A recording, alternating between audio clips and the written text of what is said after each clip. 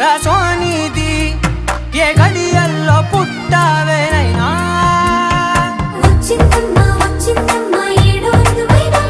నా ఊహల్లో నా ఊరేగింది నువ్వమ్మా నా బ్రహ్మచర్యం బాకీ చెరిపేసిందమ్మా